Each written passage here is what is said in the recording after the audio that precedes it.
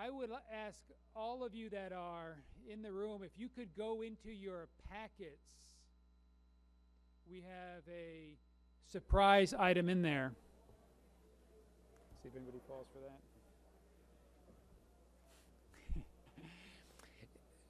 And I should be nice. What I'm actually want you to all do is to please look for your evaluation form.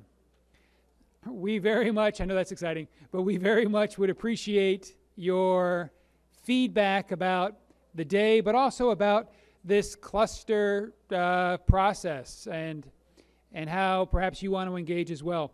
I also want to remind people that we have a sign up in the back in the lobby area.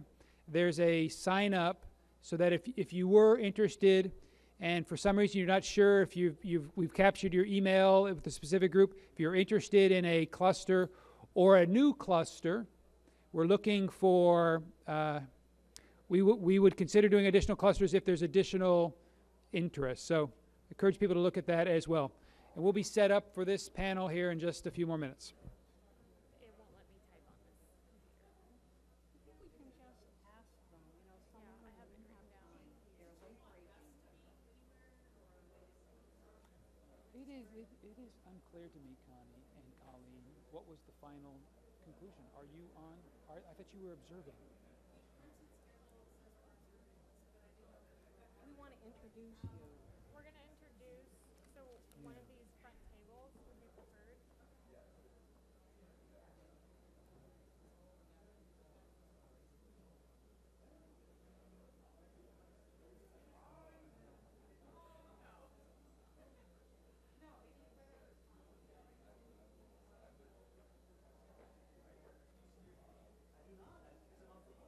No, here's,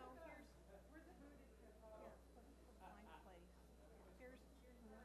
Diane Boomer's not here.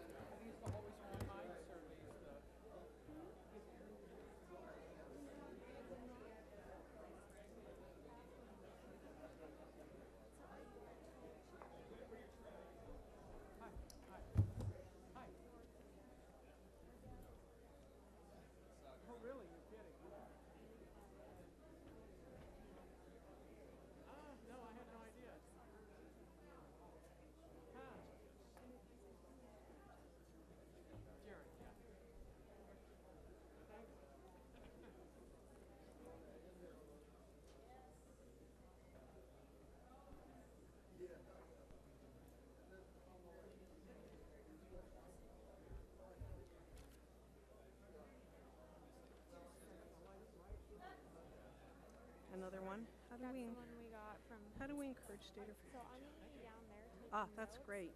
So you press over, but I have to get it up.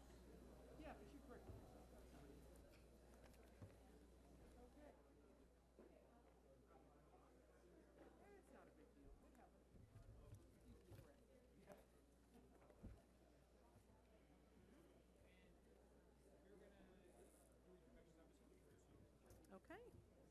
And here's some additional questions. And I'm just gonna. Here's a couple.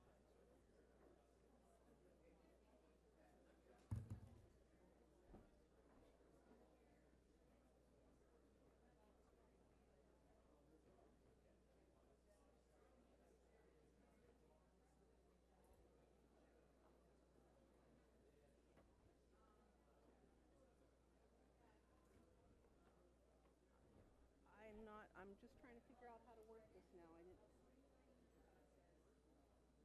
This goes this way, how do you do it? this way, it's forward, backwards. Okay. With the end. Looks like That's the first one? That's the beginning. Okay. Should I introduce you or do you just want to? Let me introduce you. Okay. And I'm ready to go. I'll be ready. Okay.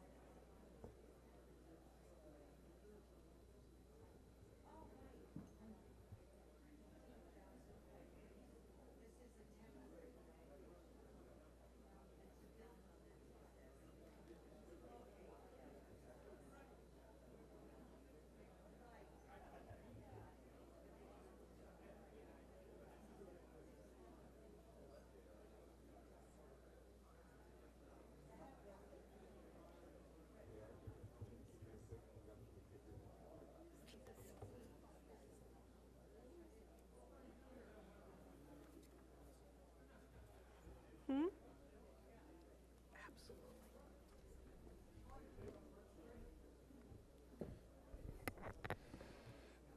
Well, welcome. In this, we're nearing the end of our afternoon. We'll get you out of here promptly by 5 o'clock. But before that, this is one of our most important sessions. This cluster development process is industry focused, and it's all about understanding better what are the needs of these key industries in our region and how to strengthen those industries. But the cluster development process includes participation with key stakeholders, and we've had a lot of cooperation amongst stakeholders in these discussions today. But it's extremely important, especially in the context of Southeast Alaska and the ownership that we've talked about, that business and state and federal government need to cooperate in order for industry to be successful. So that this panel, and I think it is just blows me away, the caliber and the quantity of state and federal officials that have agreed to serve on this panel. Thank you very much. So we're going to go right to it. We've invited Barb Scheinberg, who's been a partner with us throughout this process. Because this is going to be such a challenging, exciting session, decided we would ask Barb to run with it. She has real talent at using the time well. We've encouraged Barb to encourage you to be as concise as possible because we have a long list of questions that we would like to be addressed. So without further ado, I want to introduce Barb Scheinberg. Thanks. Okay, thank you, Brian. And thanks everybody for being here. The way this session is going to work is we've got about 45 minutes for some question and answer, and during the day there have been several really rich conversations that have resulted in places, very specific places, where industry co-chairs have noted questions for state or federal agencies, our legislators, that would identify specific ways that these agencies could help move forward some of the action initiatives. So we'll spend about 45 minutes doing that, and our co-chairs are going to ask questions of the panelists. After that, we'll have a chance. The folks that are sitting up here have been engaged in this process, many of them very actively from the beginning, and this is a chance for them to speak to all of you if there's a few remarks that they have, things they want you to know about that haven't been already mentioned today. And finally, if we have time at the end, there should be some index cards. If you have a burning question that is really specific to something a state or federal agency could do or help answer, you can write down those questions, and we'll try and collect them and pass them up front if we have a chance to get to those. But we have quite a few questions that have come in, so we'll see where we get to. You know, based on the work that's occurred here today, this will be a chance to really look at specific places where federal or state government intervention, collaboration, funding, program or policy, initiatives or realignment can help accomplish an action initiative. So I just want to emphasize this isn't really about gotcha moments or anything like that. Everybody here is committed to working together, so that's kind of the flavor that we'll try and keep going. I guess I'd like to begin by asking the panelists if they could briefly introduce themselves and let you know who's sitting up here. Jaron? My name is Jaron Bruce, and I'm an Assistant Director for the Division of Commercial Fisheries with the Alaska Department of Fish and Game. And I've been involved with either the Department of Fish and Game or the seafood industry for over 40 years in Alaska. And so I hope that I have some perspective that's interesting and brings some value to the process. Oh, one other thing I'd like to say is that the Department of Fish and Game considers itself to be an active participant in economic development in the region. You know, we manage fisheries that are worth hundreds of millions of dollars and develop new fisheries, and the dive fishery, for example, is one that the department was instrumental in developing some 15 years ago. I'm Becky Holtberg. I'm the Commissioner of the State Department of Administration. Just moved back to Southeast in April. I'd been in Anchorage for the last 4.5 years, and prior to that had lived here in Juneau, so happy to be back in this great corner of the state. Our department is primarily two things. We're support services for state government, so kind of the business operations of state government, and then we have a number of other divisions that really didn't have a home anywhere else, public defender, DMV. So without going into all that, I hope that I can provide some general comments on some of these questions, although many of them are outside the specific core area of our department.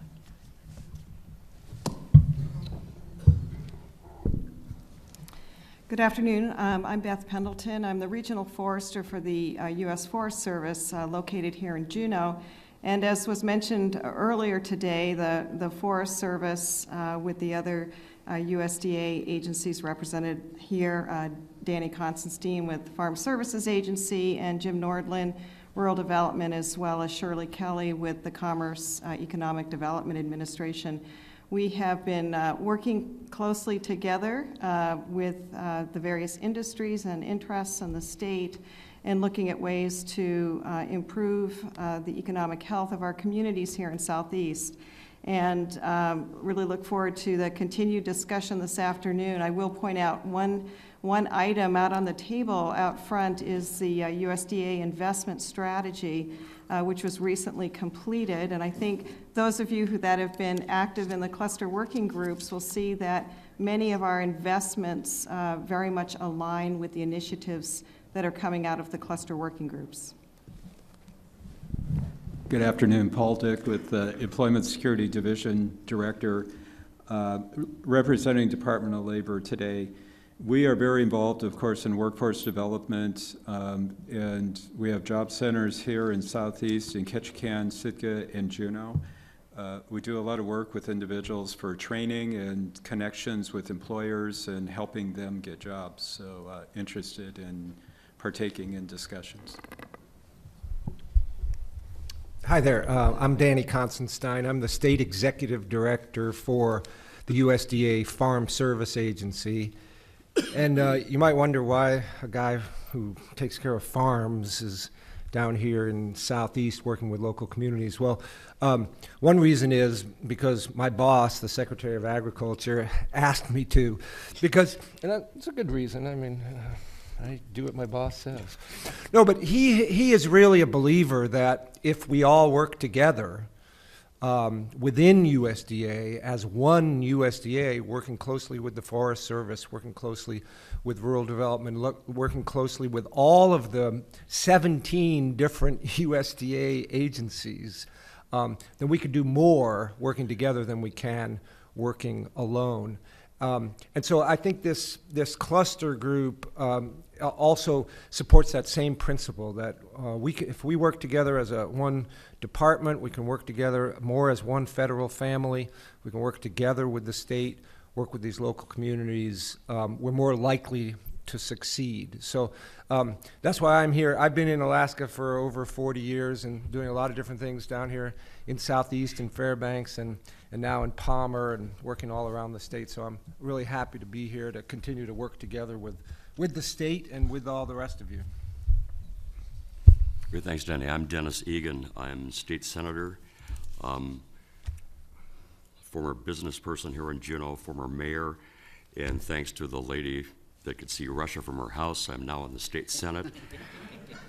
I'm a member of the Senate Finance Committee, chair of the Senate Labor and Commerce Committee, and on Health and Social Services Committee, and other subcommittees that revolve around the Alaska State Senate Finance Committee. I'm also on the Senate Transportation Committee, and here mainly to hear your questions and how we can help you in the Alaska State Legislature. I don't know which one's going to reach. I'll try to talk loud. Yeah, I think it's Dennis's. Yeah. Thanks. I'm Beth Kurtula, and I am the representative from where you're sitting here in downtown Juneau and Douglas. And if current court case stands, hopefully I'll represent a lot more of you Me too. In about a year, and he will too. I was raised here and in Palmer on a farm, and grew up in a family that believes in public service, believes in Alaska, and it's my great honor to be sitting on this panel and also to be here today with you. I am, as I said, minority leader, which is a busy enough job, but recently I also got involved in the effort to see an initiative on coastal management. So I have a few flyers. I encourage you on Friday when the petition booklets go on the street to take the opportunity to sign them. This is a good program that not only helps development, but it helps balance it for our communities. So that's what my life is about right at the moment. Thank you. Good afternoon. I'm Jim Nordland. I'm the State Director for USDA Rural Development. It's sometimes a little understood, but high-impact agency that works to help sustain the economic vitality and quality of life in rural communities across America and in Alaska, of course. We just did an analysis of the investments we've made in Southeast Alaska in the past 3 years. It amounts to about $90 million, and some of that is displayed out there in the lobby in the areas of utilities, community facilities, housing, and business. Now, one way to think about our agency is that we're primarily a bank. You come to us to borrow money of good interest rates, good terms, for which businesses and community organizations can flourish by building facilities. We also do have some grants, but grants in this day and age are drying up. Actual loan money that we have available is increasing, partly because the federal treasury gets paid back, and so there's more of that money to go around. So I'd be glad to answer any questions as we get into more discussion about what our agency does. Thank you. Hello, my name is Reed Harris. I'm here for Representative Kyle Johansson, who couldn't make it. My number one job is to not say anything that would embarrass my boss. Moreover, I was born and raised here in Juneau, and I've worked in many of the industries which you are here representing, so I'm just here to listen to you guys. Hopefully you'll have some good questions and see what we can do on the state level to help you guys thrive. Good afternoon. I'm Tricia O'Connor. I'm the Deputy Forest Supervisor on the Tongass National Forest. I am here sitting in for my boss, Forrest Cole. I guess I'd like to say I'm not going to say anything that might embarrass him. And at times I'll try to channel Forrest, and those you know that know him, that's kind of a difficult job. But you know, as he and I work together as leaders of the Tongass, I mean, we do feel this, you know, this large responsibility both to the land and to the people that live here and that we serve. And so, you know, we really are both here, and I'll take back, here to listen and learn and figure out how we can work better together to provide all these services and all these jobs and all the things that the public and the users and the communities in Southeast Alaska want collectively. So. Hi, and my name is Christopher Clark. I'm Chief of Staff for Representative Kathy Munoz, who can't be here today, so I'm here hopefully not to make a fool of myself or her along the way. And I was raised in the People's Republic of Douglas, and since about 1984, I've been hanging around the Capitol as a reporter, a legislative aide, a gubernatorial aide, and now with Representative Munoz. And what Danny and Jim didn't mention is they have experience in the Alaska State Capitol too. Jim's a recovering legislator. He served Anchorage and in the State House, and Danny was a great aide for the legendary Senator Betty Fahrenkamp. And the real question for Danny is he down here to play guitar with our city attorney, John Hartle? They used to be part of a well-known band here, Danny and the C-Notes. Yeah. If we run out of questions, we'll be breaking instruments out up here. And Colleen and Connie, do you want to introduce yourselves as well, or?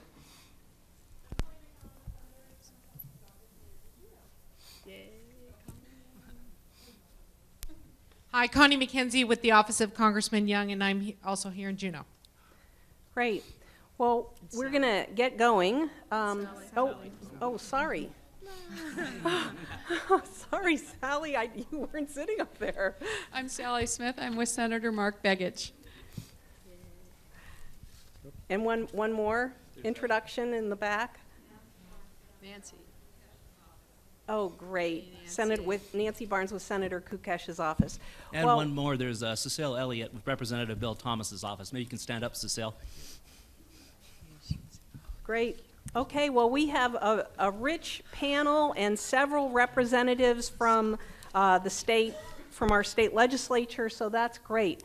I kind of have a sense of who on the agency side might be ready to jump in and answer some of these questions, but I want to encourage our state representatives and senators to also add to the conversation. The very first question, we've got our cluster working group co-chairs up there. Just read? Well, I think it's maybe better coming from you guys. So, for those of you who can't read, go ahead, Sharon. Thanks. Is that what you want us to do? Yeah. Okay. Hi, I'm Sharon Gateman. I'm the co-chair of the Visitor Industry Products with Kirby. He'll do the next one, but this one says, oh, you guys can't see it. Close your eyes. The Recreation Enhancement Act expires in 2014. This enables user fees collected in the Tongass to go back to support the Tongass rather than the U.S. Treasury. How can the tourism industry help support reauthorization of this act? Beth? Oh, yeah. I did that. Good, okay, yeah. Thank you, Sharon. This is a great question. It was kind of exciting to see this one come forward. And we've got lots of folks here who I think would enjoy hearing from industry representatives here on their support. And I think I look at the initiatives that have come out of the Visitor Products Group, and one of those is a better understanding and influence how fees are being used, particularly here on the Mendenhall recreation area. So with the Enhancement Act, I think it would be great for industry and those who support it to let your representatives know, both at the state and federal level. I think that would be a good start. There's also groups such as the American Recreation Coalition, the Alaska Travel Industry Association, but support from those groups would certainly be helpful, that your representatives hear that. Okay, anyone else? So we'll go then to our, let's see if I've got this right. Good. Our next question is from the Ocean Products Group. Is there someone here from the Ocean Products Cluster Working Group that's a co-chair? Perhaps not. Let me just jump in here and read it then. What can your agency do to halt the 12% annual growth of sea otter population, which is threatening the dive and crab fisheries in Southeast Alaska? Some ideas include open harvest, increased sale of pelts, increasing shellfish harvest limits, support for native traditional harvest increases, etc. I think we really kind of need someone from Fish and Wildlife Service almost to answer this question, but is there anyone either with the congressional staff or up here that wants to take a stab at this? Connie, great. Sarah. Here's a mic. Thanks. Hi. Congressman Young has been working with different groups, dive fishery groups, native tribes, in talking about this sea otter issue, and has introduced legislation in the last year that helps to enhance the fishery, or enhance the dive fisheries again, and enhance the ability to take otters, and for the Native community to be able to sell the otters. So we're still engaged with people, talking about it, and hope to move this legislation along. Jaron? Yeah, just add something. You know, the Department of Fish and Game can't do anything directly because this species is not subject to our management authority, but it's managed by the Fish and Wildlife Service. But we are doing things to network with stakeholders and develop information to document the issue, and in other ways try to support development of a consensus to take some kind of proactive measures to protect the dive fishery and the other resources, not only for commercial but for subsistence and recreational users as well. We do have some folks from the Ocean Products Group here, but they're sitting in the back, so I've been tapped to just go ahead and read these questions. Another one from the Ocean Products Cluster Working Group. The reauthorization of the Farm Bill will occur in 2013. In preparation for reauthorization, would the USDA be willing to request that its Economic Research Service complete an analysis of the public policy impacts if the seafood industry were fully included in all USDA programs? So kind of a research question to help get ready for farm reauthorization. Danny? Well, it has the word farm in it, so I guess I better take this one. So the Farm Bill is really Congress's opportunity to look at all of these programs. Our agency, the Farm Service Agency, is authorized through the Farm Bill. The Rural Development Agency is authorized through the Farm Bill. The Farm Bill is a huge, really a policy document that affects renewable energy, it affects conservation, it affects growing things like food, it affects biomass.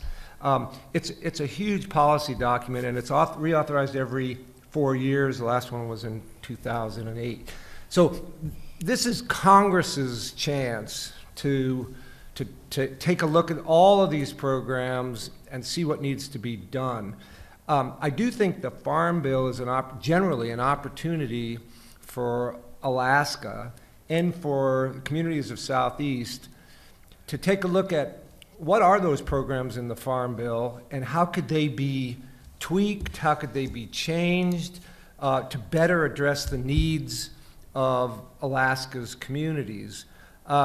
Maybe it's more than tweaking. Maybe there's a brand new program that we need that can directly benefit, whether it's ocean products, visitor products, forest products, any of these areas that we're trying to create jobs in, the Farm Bill is a good opportunity to take a look and see, do we need a new federal program to help deal with the challenges that we're facing in Alaska. So, but it's got the downside of having to deal with the congressional timetable.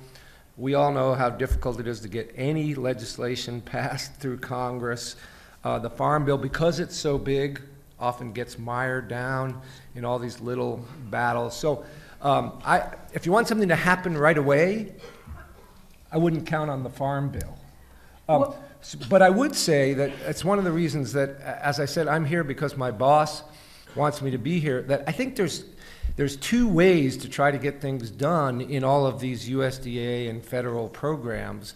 And one is to try to work with what we have and try to be as creative as we can to address the needs of our Alaskan communities with the programs that we have. And that's, I think, what we're trying to do here with this cluster, to try to work together with all of our agencies. When the Secretary of Agriculture was here in Alaska, when he came, he visited some of our rural communities. He kind of took a look at what the challenges are, that, how different Alaska is, and that really is the charge that he gave to all of us, is make it work. Make these USDA programs fit the needs of Alaskans as best you can. And so that's what we're working with now. I do think looking towards the Farm Bill is a good idea, and I would encourage people to, if you've got ideas that you think need to be changed, using the research, what's it called? The Economic Research Economic Services. Research Service might be a useful way to kind of tee it up to start to get some additional analysis. But I think you guys can do a lot of this on your own too. But anyway, I would encourage you to look towards the Farm Bill if you wanted something long range to try to look to the future about how we can support creating more jobs in Southeast Alaska. Okay, thanks. Okay, the next question is from the Visitors Products Working Group. Kirby or Sharon? First of all, thanks for taking the time to be with us here today. It's been a good day, and appreciate you being here. We talked about this in our group, and we've, for those of you here in Juneau, you know we've talked about this at the municipal level as well. But basically, it's the feeling that in some cases, permitting is somewhat time-consuming, and looking for a way to find a one-stop shopping service or a one-stop streamlining process for applications. In many cases, when you need, for whatever reason, both a state and federal permit, and if there's a way to either combine them or find a better way so that you're not taking an inordinate amount of time to try to get what maybe end up be duplicate permits, is there a way to address that, or is it individually, case by case, or would love to look for suggestions about that?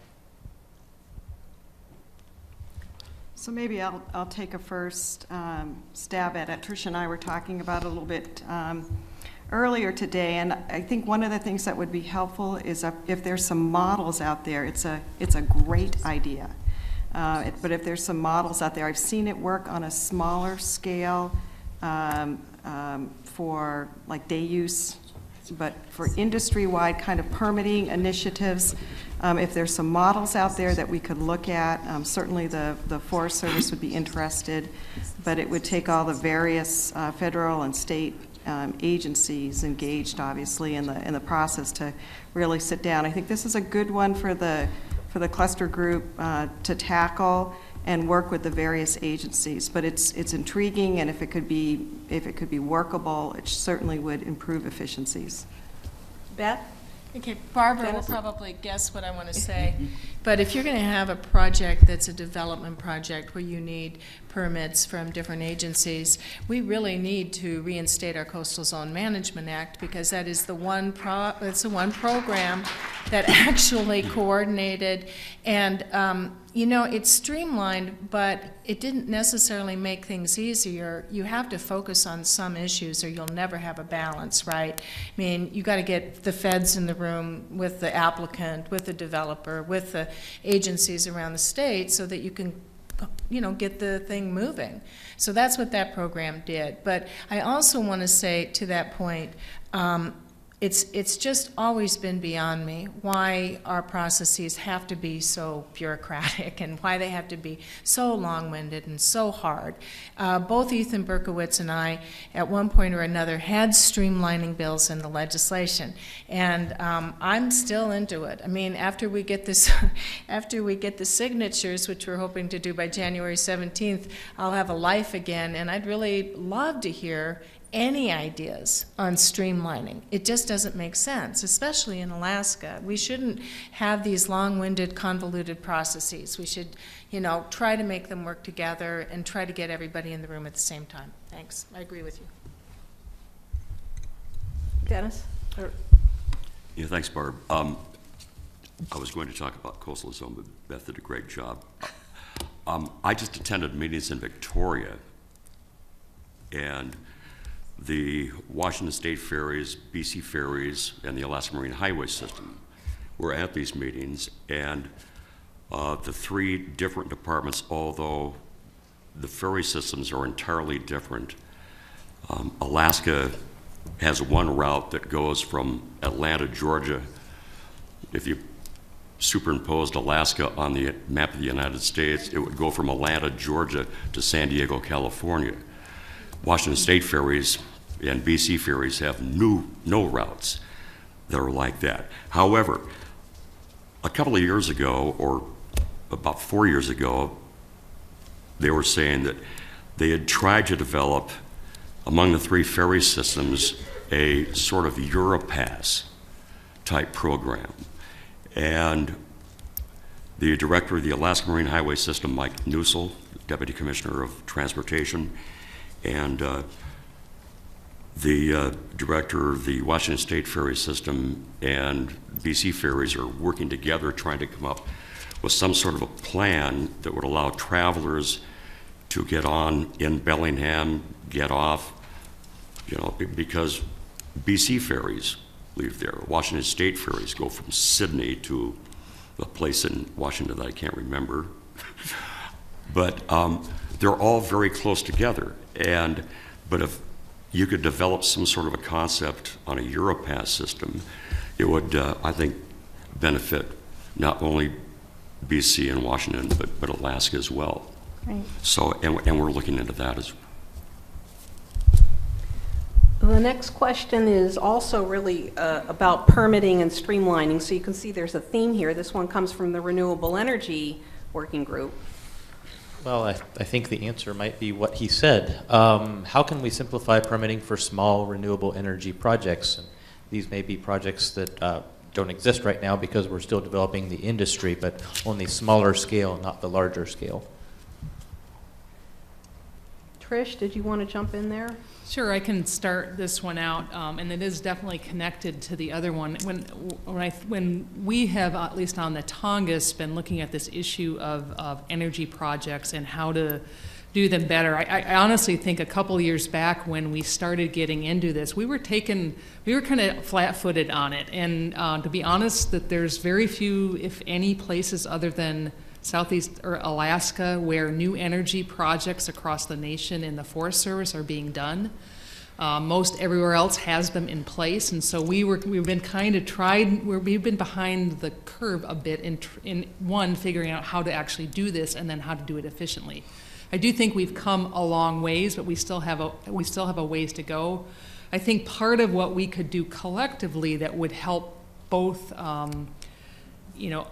help the Forest Service in us being able to prioritize and streamline what we do and then help get some of these through the door quicker is for us collectively in Southeast to figure out which of these maybe are the most important to be worked on now thinking about if we could look at this over time rather than there's 26 or 28 potential projects that we all want done right now. That's pretty hard for us to respond to. But if it's 28 projects over a 10-year period, that becomes way more manageable and easy to do. So those are just some ideas and thoughts. And I know there is work being done on thinking about, particularly with hydro projects, trying to look at that, but that's even true with other energy projects as well. Now, that's not to shortchange. There are some pretty significant policy issues out there that we need to overcome, but in terms of us getting some of these through the door, I think, you know, we now have some of that in place to take that next step. Yeah, thank you, Barbara.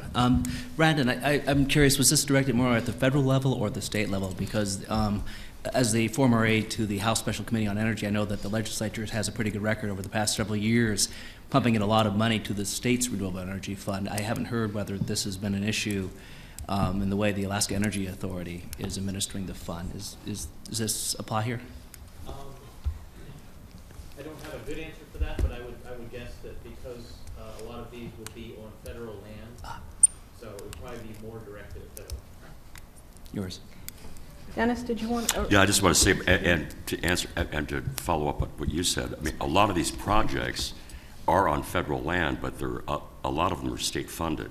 And the legislature, I think with the wisdom we've had in the past couple of years, has appropriated a lot of money to especially hydro projects in Southeast Alaska. We can forget about Watana and Susitna, but you know, that's mega.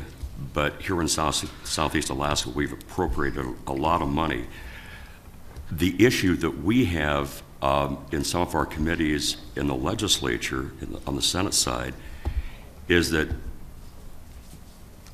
the Federal Energy Regulatory Commission is having real problems because all these communities and different entities are submitting applications to FERC, and FERC is having a heck of a time prioritizing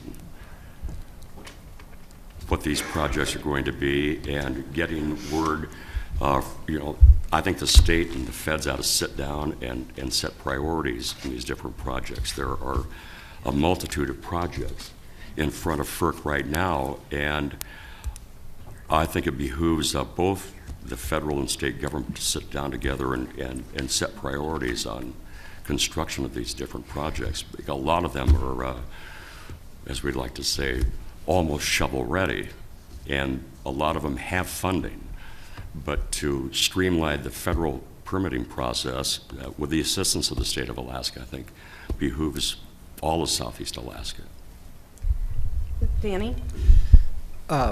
Yeah, I just want to kind of follow up on what Senator Egan was saying. I agree that the more that the state and the feds and the local communities and the tribes and the school districts or whoever are involved in these projects, the more they can communicate at a minimum, if not coordinate and collaborate, the more likely that you're going to solve some of these kind of permitting and streamlining issues. I'll tell a quick story about biomass. And this was not in Southeast, but it was in the interior recently. We took a little road trip with my colleague Jim Nordland from Rural Development and my colleague Steve Patterson from the Forest Service. And the three of us spent a bunch of time in the truck together, driving from Anchorage up to Glen Ellen, up to Tok. And just some of that road time was pretty helpful. We learned a lot about each other's programs. And then we met with the Regional Native Corporation, ATNA. We took a little overflight with ATNA. So we were involving the Native Corporation, who had some of the supply there. We met with the state forester, 2 different state foresters. So we had the State Division of Forestry. We had the Native Corporations. We had the local ARDR, the local Department of Commerce supported economic development group in the Glen Ellen area. And we had local businessmen who were interested in converting some of their facilities to biomass and were interested. We had school districts who were interested in converting There are schools. We had the utilities who were interested in changing they have some of the highest power costs in the state, and they were considering building a biomass power generation. So when you think about all those different entities, they all had some interest in promoting biomass, but you kind of need to bring them all together and try to solve some of these problems. And I just think that's the approach, is to make sure you're connecting all the dots. And there may not be one simple solution to like one-stop shopping or something for permitting renewable energy, but I think that's probably the way to get there, is to just make sure all these entities are communicating and working together. Okay, thanks. We've had 3 questions come in from our cross-cutting groups that met right before this one, so they're not typed up. I'm going to ask 2 of them right now. The first one's about research. We heard from our keynote speaker today how important a vibrant research environment is to research and development, to success of clusters. So the question that's come in is, how do we encourage state and federal agencies to develop shared research agendas and to leverage resources in support of economic development? How can we do a better job of collaborating on identifying our research needs and then working jointly with our universities to get them funded and go forward?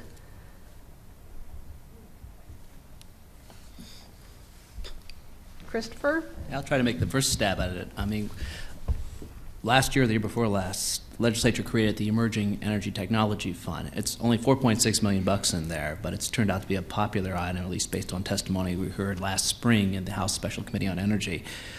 It seems to me that having a constituency out there to continue to urge support for that would be a good way to get you on where you want to go in that regard, because that indeed is a fund dedicated to innovation, the I word that Dave mentioned this morning. Jaron, does Fish and Game and NOAA ever collaborate on research needs, or is that sort of like, ooh?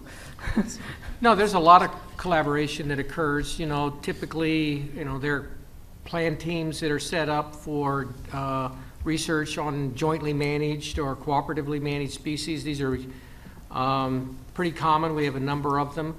But I think that you know, there's certainly, if you were going to push the envelope of innovation, it'd be looking for opportunities to go further than that. And I don't think there really is as much opportunity to bring people together and kind of let them, you know, brainstorm and, you know, in a way something like this forum here today, you know, that occurs to some extent, but I don't think it occurs is not enough, or it certainly could be pushed more. But it's something that the idea seems simple, but it's difficult to carry out because people are busy. They have conflicting agendas or assignments, and but there's a lot of collaboration that goes on. But it generally tends to be focused on specific resources that both agencies, in the case of the National Marine Fisheries Service and Alaska Department of Fish and Game, have an interest in and are jointly working on.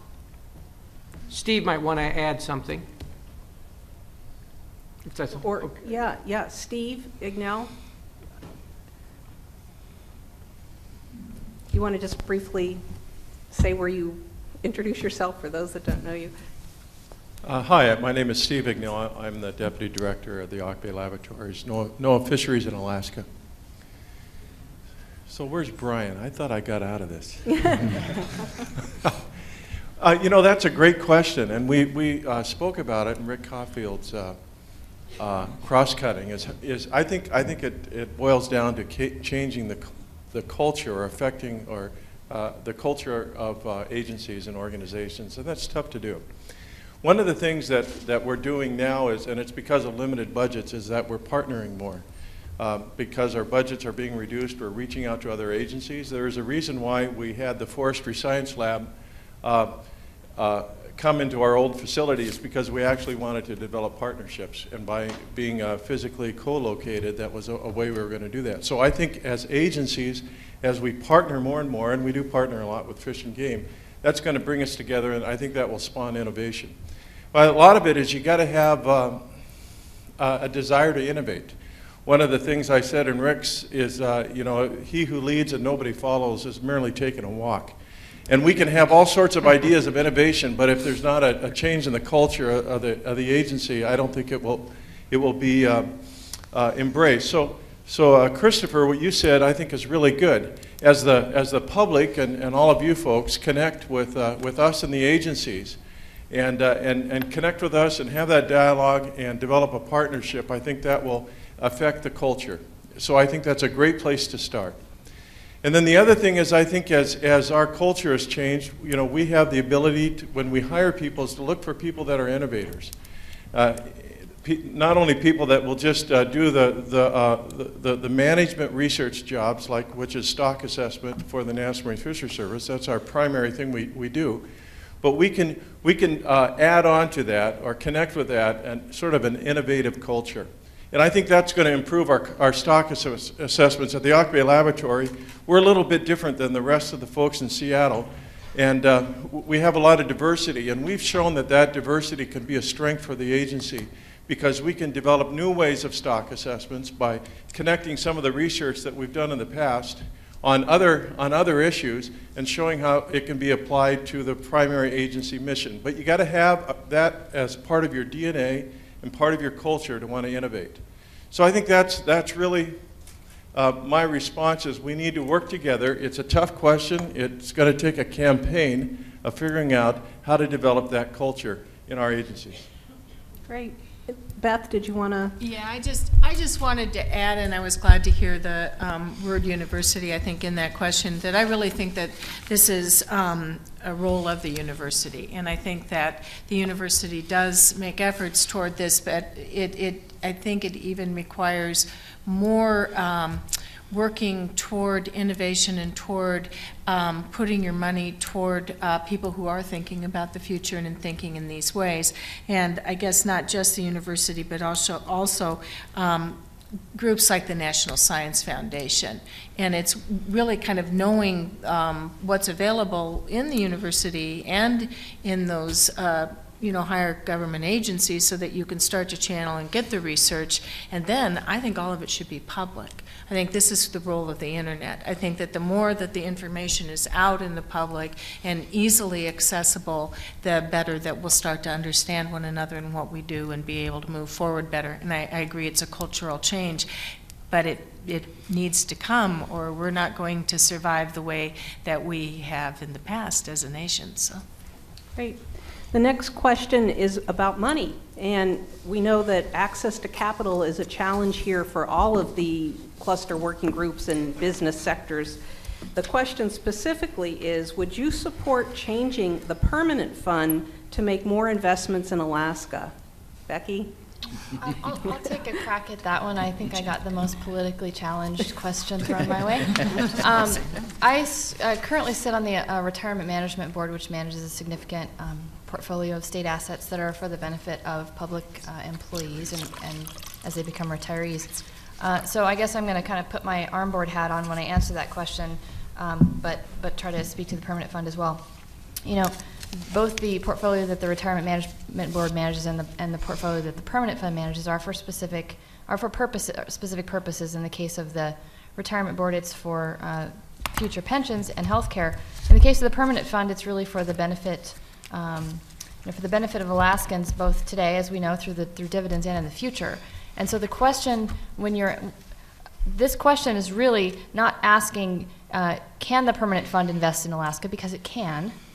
But should we compel the permanent fund to invest in Alaska and potentially to receive a lower return on those investments? That is a very difficult question, and because it means that there may be less benefit to Alaskans. So I think that, clearly, and I think our legislators, I'm going to throw this hot potato in their lap as well, could weigh in on this as well.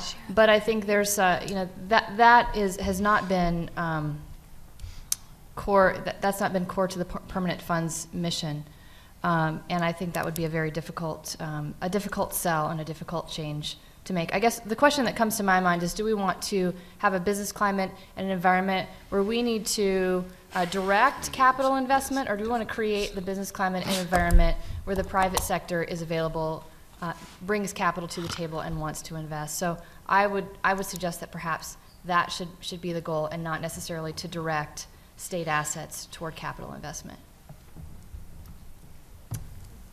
I don't see any of our legislators jumping up. Well, I Let's agree with the move commissioner. on. 3 words, yes, difficult, sell. Yeah, yeah. I just want to add that when the permanent fund was first being developed, the framers looked at whether or not to use a model that Alberta had really used, or the royalty fund, and they decided not to go that way because of the reasons Becky mentioned. You know, in my heart, I've always wished that there were a way that we could do a broader kind of a measurement, right? Not just the dollars and cents. I mean, there might be a program that was in Alaska that might all of a sudden turn around how we educate kids. That might not be dollars and cents, but it might benefit the state tremendously. So, I don't know. I look forward to the day when we look at a little bit broader measurement than just the straight dollar and cents.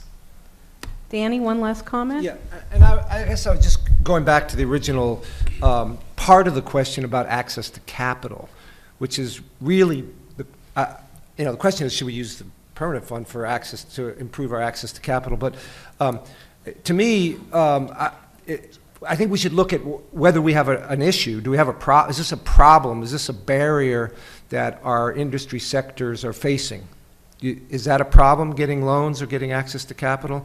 And if so, how do we find that capital? And I just know that within USDA, I just heard Jim out in the hall explain to someone what rural development was, and I think he said, basically we're a bank. I mean, basically we're a lending institution for rural communities. And he's got like 40 different programs that provide capital to rural businesses, directly to community. I know in my agency, the Farm Service Agency, that's basically what we are too. We provide access to capital. We provide assistance, business planning for entrepreneurs who are in the business of farming, and it could be mariculture, or it could be growing food, or it could be growing flowers. But if you're in that business, the access to capital is there. And I think it's one area of the federal budget that has not been cut. My budget has been sliced and diced, but my loan portfolio, my access to loan funds seems to be fine, in part because that's money that comes back to the U.S. Treasury, and it's not a big appropriation out of Congress every year. Great. Okay, our next question is actually from the Forest Products Working Group, and it's specific to them. I don't know if it has broader implications or not, but it's about workmen's compensation insurance. The question is, can we achieve a pooling agreement with other similarly situated states like Oregon and Washington, other timber-producing states, so that premiums could be based on a larger labor pool to reduce costs for coverage to Alaskan businesses? Paul? Okay, I'll take that one. I'm not a workers' comp person, so I did contact our director of our workers' comp, and apparently there's challenges, of course, that go with that, and he seemed to think, that it would be quite a bit of a hurdle. But really, if you're interested in continuing that dialogue, contact me, and I can get you to our director, Mike Monagle, and kind of pursue that issue further. Great. Becky has some insights? Yeah, I'd like to add one thing to that. I think it's important to look at the root cause of what's driving those rates, and I would suggest that's healthcare. And if you think about it from the perspective of, if you are Washington and Oregon and we were looking at a pooling relationship, what incentive would you have to pool with Alaska, which has significantly higher healthcare costs than Washington and Oregon? So if we're going to look at our healthcare costs for workers' comp, we need to address the root cause, which is healthcare. Just a couple of statistics, because in our department we deal with the active and retiree healthcare expenses, and have been working quite closely with Commissioner Struer in Health and Social Services, who has the Medicaid budget. Our state paid healthcare costs have risen 111% in a decade. They're averaging an annual increase of 9.4% a year. So I would suggest, with those kinds of rates, we are getting to the point where healthcare spending is simply unsustainable. So and as an employer and as a payer for health care, we are actively working on that issue. I would suggest that what we need to do at this time is to have industry and employers begin to understand the root cause of of the drivers of our healthcare costs, and begin to engage with the provider community. Because if you're interested in this topic, I'd suggest you look at the Alaska Healthcare Commission reports. They just had a study done by Milliman, which actually compares our costs with costs in the Pacific Northwest. So I know we're not here to talk about healthcare, but I would suggest that that's having a significant impact on our competitiveness, and the business community needs to engage with providers, because together we must come up with a solution to this. Okay, great. Let me go on to our next question. It's from the visitor products industry. Kirby or Sharon, one of you want to read that? Great, thank you. And I'm hoping I know the answer to this, because I think we did it, and if it's illegal, then ignore that. So can there be a way that an outfitter guide company, and this could be either on municipal permitted trails or lands, or state or federal, to receive a credit towards user fees that they pay for either in-kind work on improvement on trails or improvement to infrastructure, or when they fund an actual project for whatever reason that enhances the guest experience? Is there a way that they can have relief from that same amount in terms of the fees they pay? I hope we're not going to drag Kirby off to jail. Beth, what do you? Yeah, let's put a bill in to do that on the state side. I like that idea. It's a great idea. It's just we can tie it to the film credits. No, I didn't mean that. Well, because I think there's opportunities where maybe for whatever reason the agency can't react in an immediate fashion, and you've got repair and maintenance that needs to be done to continue to access that area. If a company's willing to go out and put their blood, sweat, and tears and their own labor into it, if there's a way to do that, that sounds like be a win-win. We put thousands of dollars toward nonprofits to do that. I mean, it seems to me it should be the same premise if it's a business, you know, Bob James, you guys. I mean, yeah, no, it's a great idea. I'll put in a bill to do that, and so will Dennis, and so will Kathy, right? Whoa. Yeah, we'd be more than happy. No, we'll start seriously, working on it. we'd That's be more than happy to work with It's a you and great develop idea. something. Okay. Maybe we should just go on with that. That's a pretty tangible success right there. The next question is from the ocean products industry, or cluster working group. What is your expectation that the Forest Service will be able to increase funding to restore watersheds damaged by logging? Beth, did you want to take a stab at this? Well, I'll start that off. This past year, the Forest Service here in Alaska completed a pretty extensive watershed assessment. We prioritized our watersheds that were in need of restoration work. And so we've completed that. We've identified about 5 or 6 that need some restoration work. We're blessed on the Tongass in that we have very healthy watersheds producing probably the highest salmon populations in the world. So generally healthy watersheds. We do have a handful that need work. We have prioritized those on the Tongass, and Tricia may want to talk about that a little bit more. I think we're committed to making investments of around $3 million in the next couple of years to continue restoration work. We have some great tools on the Tongass. One of those is stewardship contracting and the ability to reinvest those receipts into restoration work, such as improving fish passage and replacing culverts, and we'll continue to do that work. I think a great example of watershed restoration work that occurred here in Southeast Alaska on Prince of Wales Island, the Harris River watershed, completed this summer, and it was through many, many hands involved in that effort from state, federal, local partners, the Nature Conservancy, the local tribes, and many others that contributed to that work. So I see a key piece in any kind of restoration work will involve many hands through collaboration to get that work done. Okay. The next question comes from the Renewable Energy Group, and this might really be one that representatives from our congressional delegation might want to take because it's related to Department of Energy. I don't know, do you guys, one of you want to read it?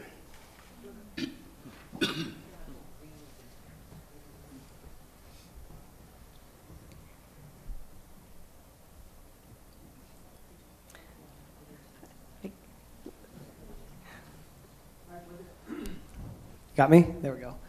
Would the Department of Energy create a satellite national renewable energy laboratory testing facility in Alaska? So just something for the region, considering our diversity of all the different types of renewable energy resources available. So a Southeast Energy Lab. I guess the main one's in Colorado, is that right? Correct, correct. Any thoughts on that, or is this like sort of just coming onto the radar here, right at this panel? Anybody? I do know that the Department of Energy does have one guy from the lab who's located in Anchorage, Brian Hirsch, and he travels all around the state. I think he was here at the Rural Energy Conference. I've been with him to Fort Yukon, and so at least there's somebody from the lab who represents Alaska and lives in Alaska and works on renewable energy issues for the lab in Alaska. I mean, you might contact Brian if you're looking for, some assistance or some information. He's not here in Southeast, but he travels. So. Okay, the next question is also about renewable energy, or from that cluster working group. How do we work together to create an effective workforce development program to support renewable energy businesses in our region? And what we had in mind here was an example would be how Alaska has trained weatherization contractors, people familiar with that business, to basically create an industry. So, that would be something to keep in mind as we're thinking about that. Paul, did you want to take a stab at this one? Sure, yeah. We at Department of Labor have programs for weatherization and renewable energy training. And we're more focused at the individual level, so we can help folks get to that training or provide resources to connect them to those different levels of training. But the Department of Labor is very supportive of the renewable energy training programs. Beth? I think the Cold Climate Center in Fairbanks, the Cold Climate Housing Research Center that John Davies and others work at, is also starting to do some of that, and through the university as well. I mean, that's really, again, where a lot of this needs to come from, I think. They did get some funding. And Rural Cap, we probably should mention the Rural Cap also that takes a lot of these dollars. And they got some funding. Yeah, and I might add as well, through one of the grants that we've done quite a few of in Southeast Alaska is the Rural Business Enterprise Grant. We've authorized various kinds of training programs under that. We don't do those directly ourselves, but an example of that would be Oceans Alaska, give them a $100,000 grant to do mariculture-related training in Ketchikan. There's no reason if an entity wanted to step forward and offer some sort of a training program that we couldn't entertain that as a grant opportunity as well. Man, are you aware of Rural Cap's EnergyWise program? Sarah Scanlon directs it from Anchorage, and they do a good job going out to villages and employing people temporarily to help promote energy conservation and other programs to save on energy costs. It seems to be something that you can model that on, at least. Oh, did I go too far? Yep. Okay, the next question from the Ocean Products Group, their supply side issue. Is the state of Alaska prepared to support additional investments in salmon hatchery production in Southeast Alaska? Jaron, did you? Yeah, the Salmon Enhancement Program that Alaska has and has developed over the last 40 years is probably one of the most successful economic development projects the state has ever undertaken. It's created, hundreds of millions of dollars of product. It's provided the basis for jobs in the processing industry, the harvesting industry, and in the corporations located in local communities that actually produce these fish. And you can look at DIPAC, or you can look at INSRA and Sitka, or you can look at the Hatchery and Cake. All these are examples of that. But the thing you have to also consider is that there's a way to do salmon enhancement right, and there's a way to do it wrong. And the consequences of doing it wrong are very great. You only have to look at the Pacific Northwest and the problems that they have down there, where basically salmon enhancement has been discredited. For an example of how to do it wrong and what are some of the consequences of that. So Alaska has a very robust and proven permitting system. So we are well positioned to continue to do it right. There is some research that needs to be done, and people are working on putting the funding in place and developing the projects to do that research that needs to be done. We're producing, millions, tens of millions of enhanced salmon a year, but we have not really sat down and studied adequately the interactions of those salmon, those hatchery salmon, with wild stocks. And it is the policy of the state of Alaska that wild stocks take priority. We actually have a statute that says that. So it is the long-term duty of the Department of Fish and Game and the state to be good stewards of those wild resources and protect them while we develop and further develop an enhancement program that supplements them and not replaces them as they've tried to do in other places. So I think we are well positioned. Most of the production itself would actually occur in these private nonprofit hatchery corporations, whether they're the existing ones or new ones.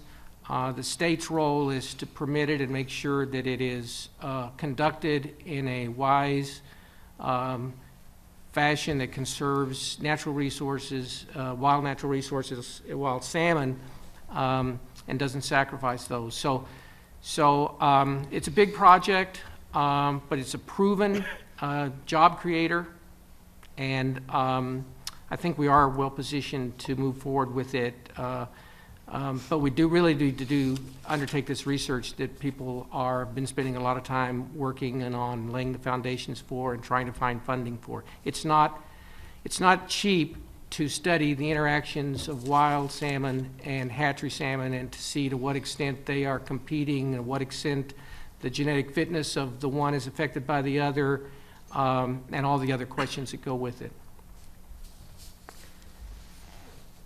Okay, the next, I'm going to combine two questions here. One is from the cross-cutting conversation that occurred right before this session, and it's a general question, and then it ties, then this is sort of similar but more specific. The general question from earlier is, would you support more training resources for entrepreneurial development?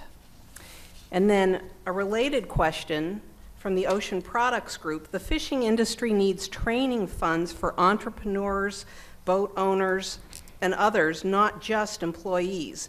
Can some State Department of Labor or federal agency training budgets go to entrepreneurial education for small business owners in processing, mariculture, seafood marketing, dive fisheries, etc.? So basically about training funds going to small business owners for entrepreneurial things, not just employees. Jim or Paul?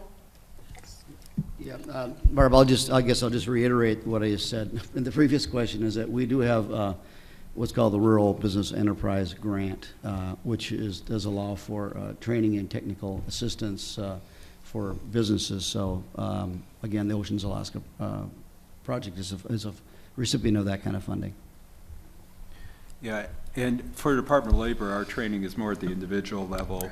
However, we can help some of those individuals with kind of some of that training to get to broader based training funds, as I understand where you're going. Yeah, I think I've heard this come up before, the question of moving from individuals to small businesses, specifically from State Department of Labor.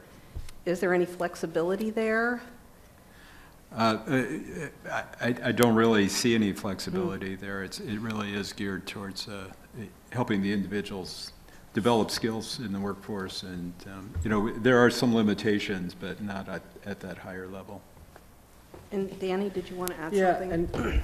and I understand part of what the question is all about, which is that it seems like the programs, the sort of most training programs we have are more targeted towards people who want to get trained to go to work for somebody else, to be an employee.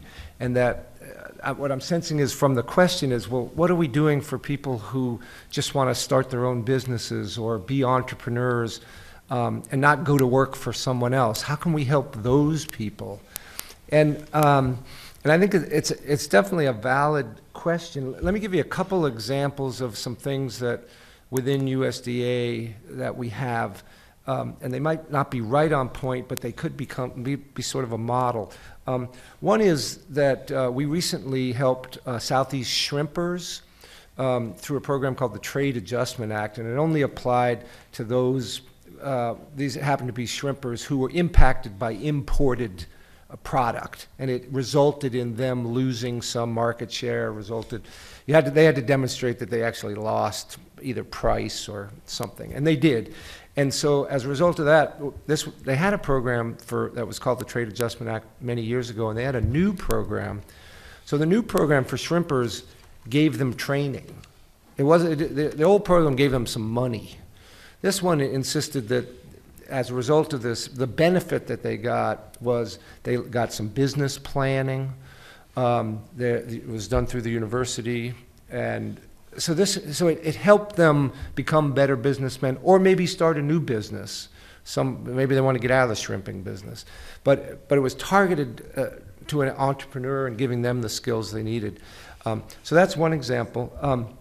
Another example is a program that is through the USDA research side of USDA, and they provide funding for training. In this case, it was for beginning farmers and ranchers. It's called the Beginning Farmer and Rancher program.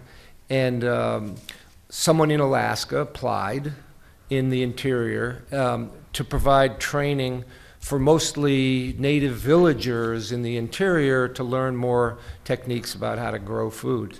So they got the grant, and now they are teaching people from all over the state, actually, how to get started and I participated in the training to help them think about how to write a business plan. How do you think about what your business is? How do you develop a business plan? So there is some of that going on. It's going on right now in Alaska, some training for beginning, that stage of entrepreneurship where you're just sort of dreaming and thinking about a business. There's some help. There's also help once you are a businessman and you come in for some financing. So for example, if you come into our office and say, I'm an oyster grower, and I'm interested in getting a loan, we'll say, well, do you have a business plan? And often they'll scratch their head and go, well, not really, I don't have a business plan. And we'll say, good, we'll help you. We'll help you write your business plan. So there is some opportunity to help people who have already gotten to that level. They're ready to finance, but they need some more help. And I know that in rural development, they do a similar kind of thing. If you're coming in for a small business loan through rural development, they'll do that kind of, and we do like what we call borrower training. So we're helping you to become a better businessman in the process of the loan application. Okay, great. We've got about 6 more questions. I'd love to get through them relatively quickly and save about 10 minutes here for concluding remarks. So let me try and, the next one is from the Renewable Energy Working Group, and we'll try and just kind of stick on target and see if we can get through these. All right, can a state or federal revolving loan fund be established for businesses and or residents that desire to install or convert from fossil fuels to renewable energy resources, such as heat pumps or pellet stoves? Okay, so very specific question. Jim, do you have any insights on that? Well, I don't have an insight other than it's a very good idea. I mean, I think that the idea that you could borrow money to do a conversion, that you would eventually pay that loan back by the savings you're saving in fuel is an excellent idea. I think that's what you're talking about, right? We don't have a program set up like that specifically, but I think we should all explore a way to make that happen. Maybe the state does, I'm not sure. The state just appropriated funds through the legislature to do a lot of renewable energy. And in fact, we just completed at my house an energy audit and found all kinds of things that were wrong with our house. I mean, it doesn't have, it's not renewable energy, but it makes your home much more energy efficient. In fact, I see Jesse Keel at my staff, and he really upsets me because he has a 5-star energy rated home because of the state program and because of the energy audit that he got and the state loan that allowed he and his family to do the energy related improvements to their houses. And I think that has a lot to do, at least as far as I'm concerned, with renewable energy. And there also are heat pump programs available in Southeast Alaska. In fact, I was involved in one 20 years ago that came from state funds when I lived on Knoll Avenue, just down from where I live now. But, and it saved me a ton of money. And if the home I have right now was conducive to having a heat pump, or at least ground source heat pump, or even air-to-air, I'd do it in a minute. But, we did provide an awful lot of money through AID and HFC. So it sounds like there's agreement that this is a pretty good idea, and then the question is just, if it's not available, can we do something to make it happen?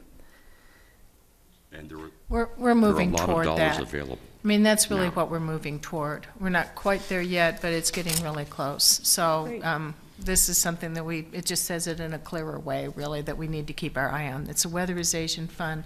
We've been trying to do it, but you're right. Really what we need to do is convert over. Great. The next question is from Ocean Products. Expanding a mariculture industry will require use of uplands. Is the Forest Service prepared to provide permits to mariculture farmers? Similarly, the state. I don't know that we have anyone from the state here to address that, but Tricia, you have thoughts on that? The only thing I would say is, I believe we are. I think what I would add to that, though, is for us, it's really, really difficult for us to react when somebody walks in the door and says, I want this permit, I want it tomorrow because I'm ready to go do X, Y, and Z. And that is actually where we struggle the most with. We do a lot better knowing what's coming down the pike. So if we, again, and this might be where some of this cluster group work can really help, us having some idea where regionally where the places are going to be, where the likely geographic areas that might be happening or might have opportunities over the next couple of years, we can kind of gear up to prepare for that. So that kind of work and planning, I think, would really help us be prepared to be much more responsive when they come through the door. Okay, the next question I'm guessing goes to our congressional delegation, but perhaps not. Would it be possible to relax the requirement for consensus by all tribes on sea otter harvest plans to facilitate increased tribal use of sea otter pellets? Anybody know about that that's here? I just want to... Carrie, do you want to introduce yourself briefly and maybe help us answer the question or understand? Hi, I'm Carrie Sykes. I work for Tlingit Haida Central Council, and we did have a contract with the Fish and Wildlife Service, and we coordinated some workshops with the Southeast tribes. But as far as getting consensus with all of the tribes, that's kind of not really accurate. As a regional entity, we can't speak for the tribes, and so I have been encouraging the tribes to do their own local area tribal or sea otter plans. So it's a little bit different than that. Okay, so the issue is, so the question isn't framed correctly. Yes, and we are working with them.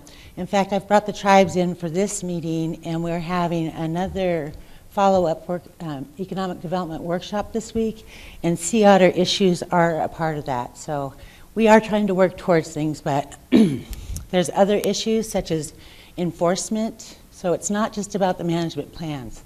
There's a lot of things such as, tanneries and sewing classes, so there's a lot of issues.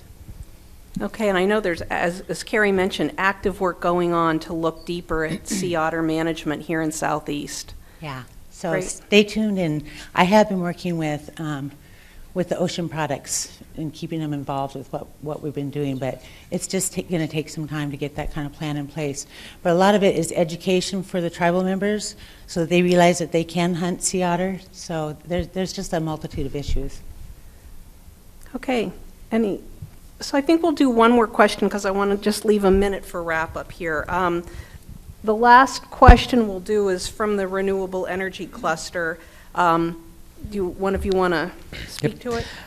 Can a state agency or panel be created to develop a regional energy plan?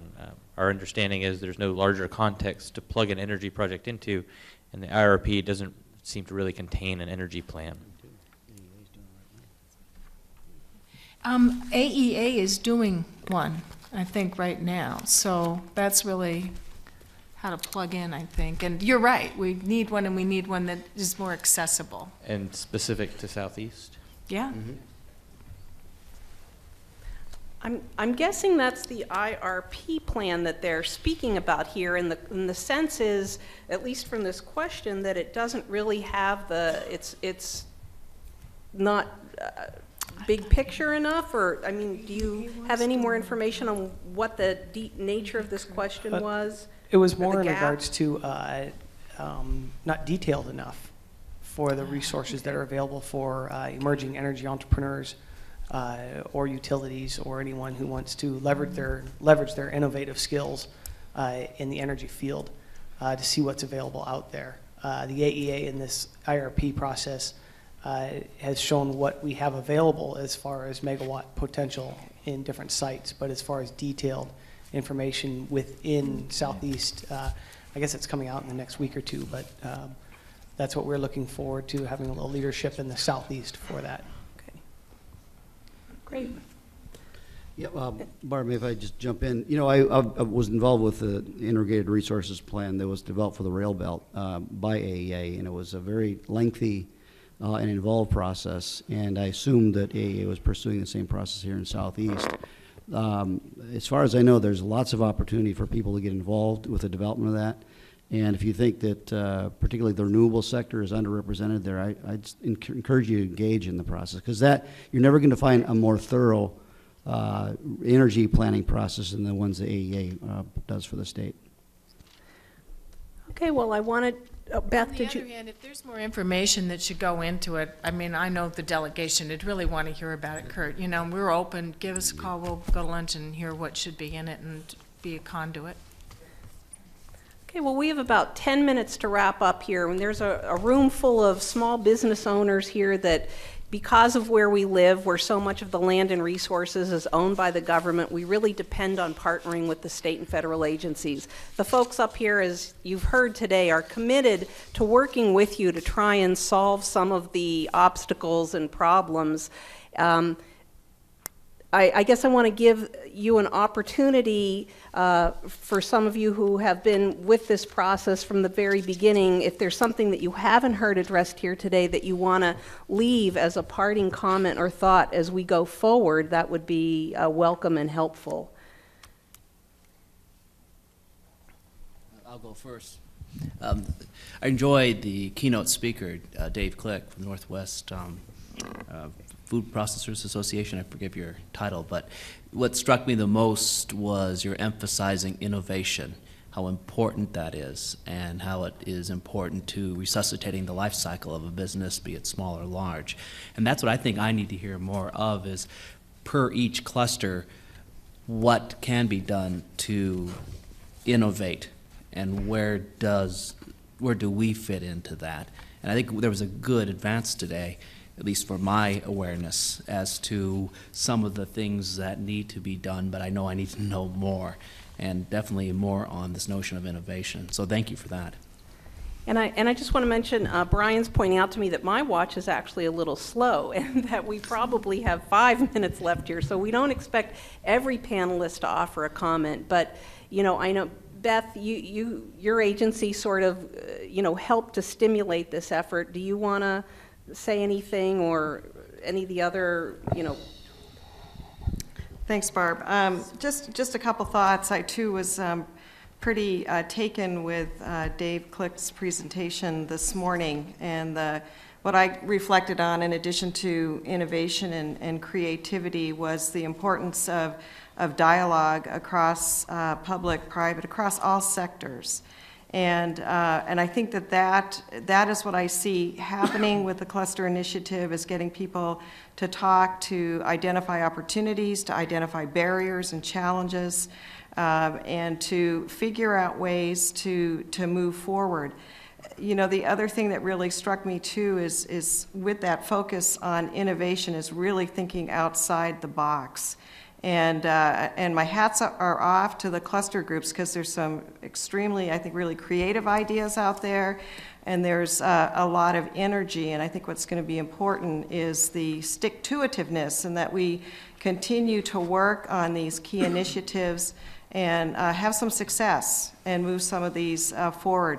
I did want to mention one other opportunity, although I believe Karen Harding, I think the deadline today is for the first round. One of the investments that the Forest Service is making with the National Forest Foundation are some capacity building grants. These are small grants up to $24,000 to really help with that piece on innovation, creativity, needing a little extra support or oomph, whether it's to develop a business plan or some other aspect to get one of these initiatives, ideas really moving forward. And so we'll be working this program over the next several years. The deadline today for the first capacity grants. We will offer another opportunity in the spring and then offer another round in June. So I guess I appreciate everybody's participation too, and the interest in really continuing to move some of these initiatives forward. Danny? Yeah, I was just going to say that, just following on what Beth was saying, that I think part of this process, I think the part that you guys have been doing, which is to identify those issues, those barriers, those challenges, and then bring them to federal or state agencies, and then we can help you solve those problems. We are definitely there to do that, and encourage you to contact us, to work with us, to solve those problems that you identify. But there's one other piece of this that I want to open the door to, and that is that part of this, I think, is also a responsibility on your part to educate yourselves on our resources, on our programs. We have, as I said, Jim has 40 programs. I probably has 20 programs that can support small businessmen in this region.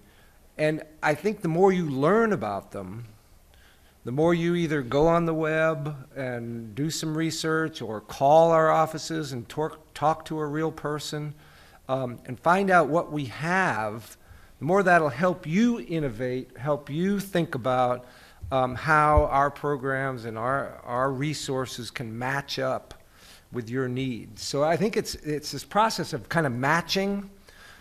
You're identifying what your needs are, but I think part of that process is for you to do some research about what we have to offer.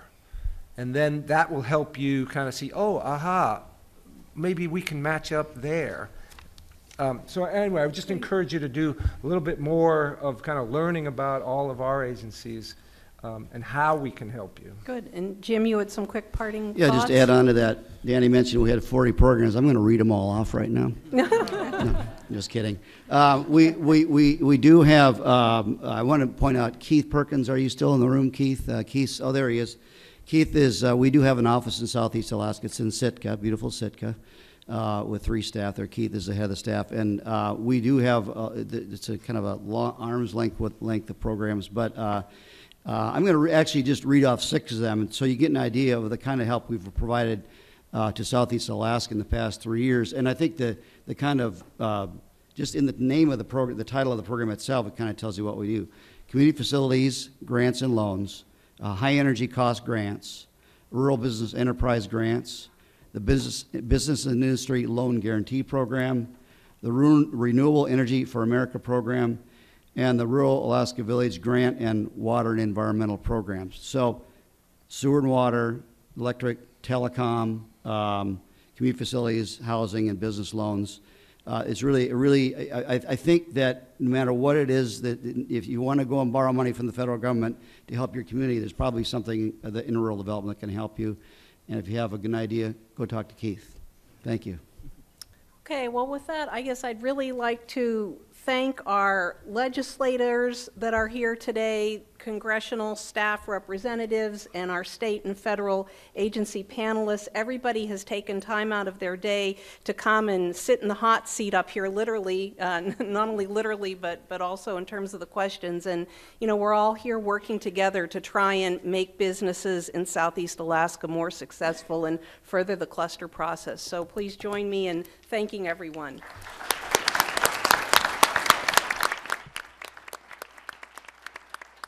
And extend that applause for a minute to Brian Holst, who's coming up here and helped us out.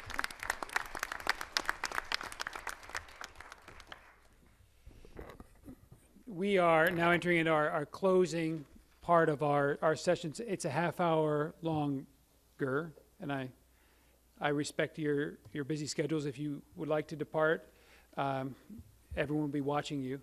Just kidding. No. But the end is going to be statements from each of the 4 cluster working groups, and we'll wrap it with that. So with that, and I was kidding about please make yourself comfortable, and if you want to be in the audience to listen to our final presentations, that would be fantastic.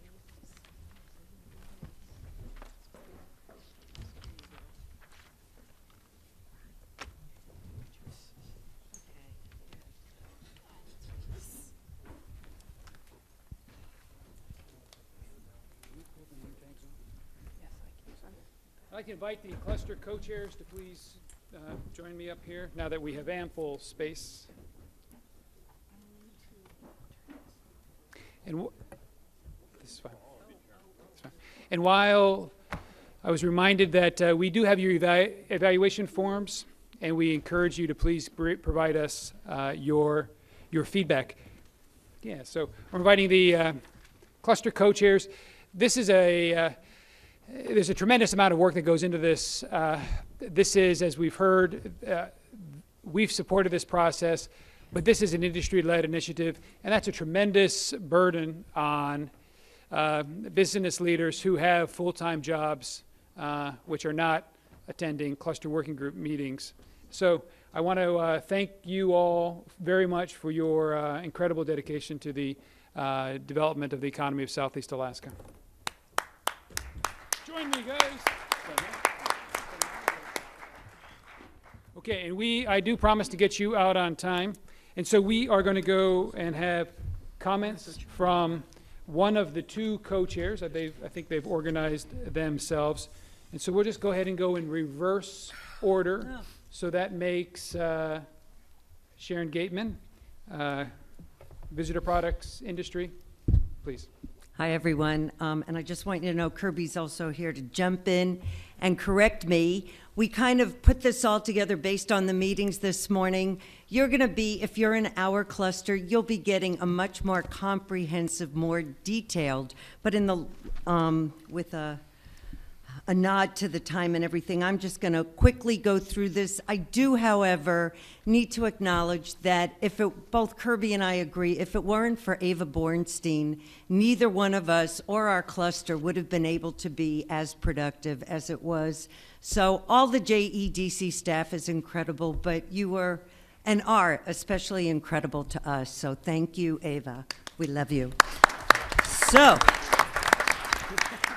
with that said, let me just begin with access. Our chair there was John McConaughey. As you heard this morning, we already had one success with that section.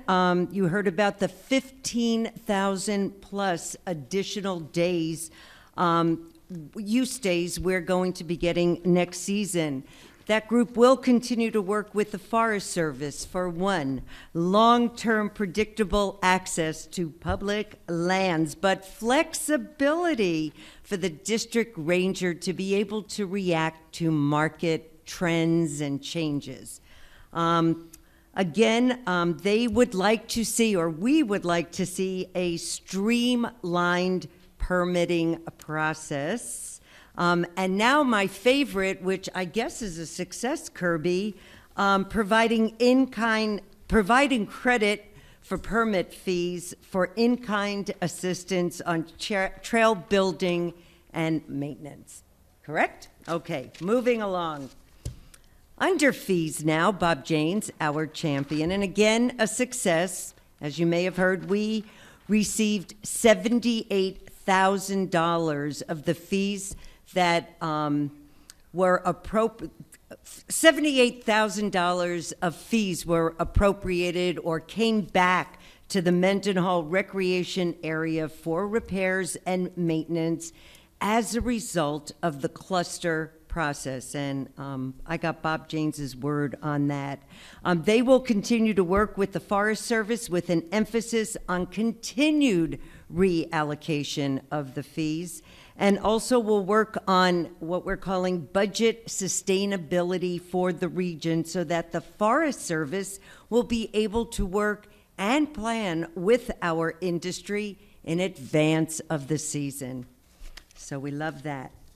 Okay, under trails, Odin Broody, the champion, they're going to continue working with the Southeast Alaska Trail System, otherwise known as Sea Trails, but also are going to be looking for funding sources, well, with Sea Trails, looking for funding resources for planning, building, and maintenance of the trails to take advantage of our regional trails, and that also dovetails with infrastructure like hut-to-hut trails. So we want to see more of that.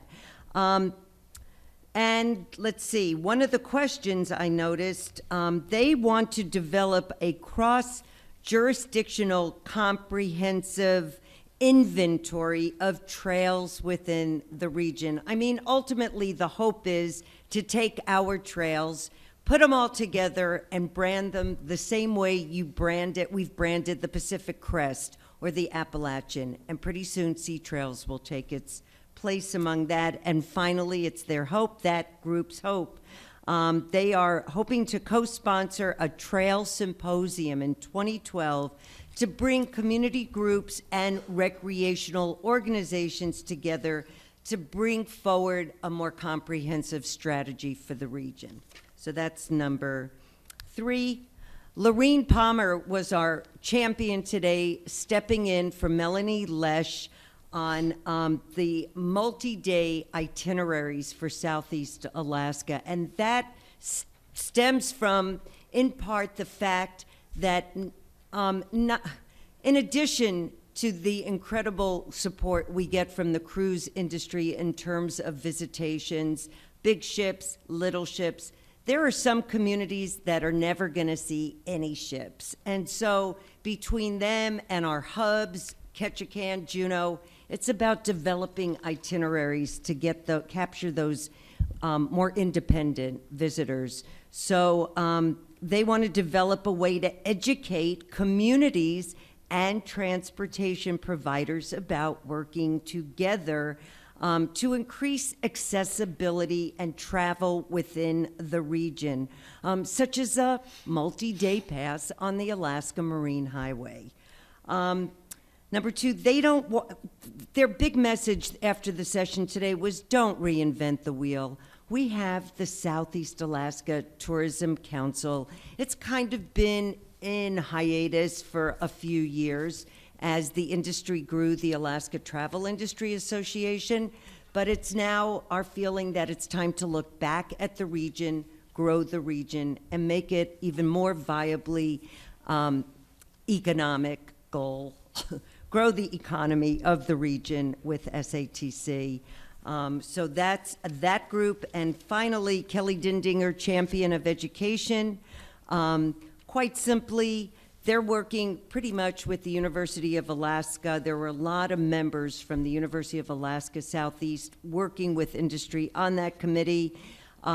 They want the industry to identify its curriculum needs, then determine what students actually need from the industry, such as something like an internship, and then to develop a career path so that the students who get a degree think it was a viable path to take.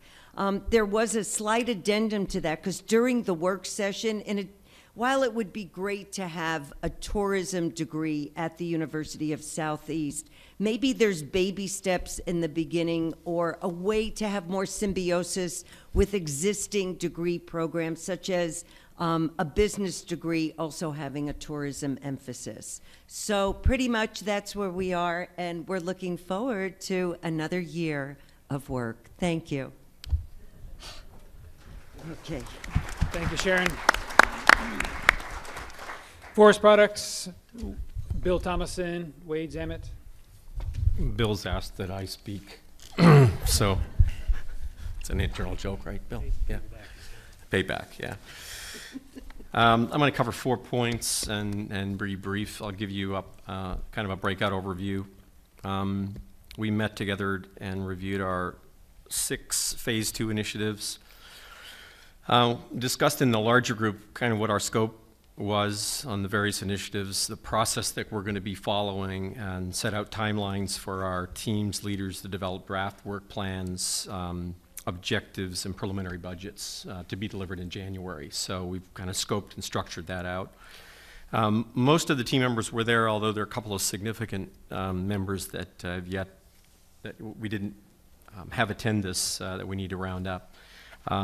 So leaders collected the contact information, and we also began making I think the necessary steps for a formal process of communication with the State Timber Task Force to make sure that, you know, we're working cooperatively on initiatives and not creating redundancy, but building on what each other's doing, and with the U.S. Forest Service to move our initiatives forward in a collaborative way and a kind of a continuous way.